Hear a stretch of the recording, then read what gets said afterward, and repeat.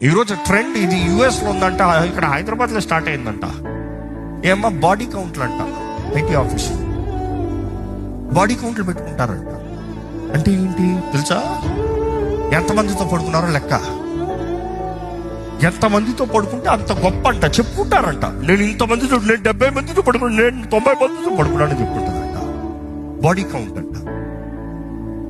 విచ్చలవిడి జీవితానికి సిగ్గుపడతాం కాక ఒకప్పుడు వ్యభిచార గృహం అంటే ఊరు బయట ఉంటుంది. ఒకప్పుడు వ్యభిచారం వెళ్ళేవాడు ఎవడ చీకట్లో అక్కడికి రెడ్ లైట్కి పోతున్నాడు అంటాం.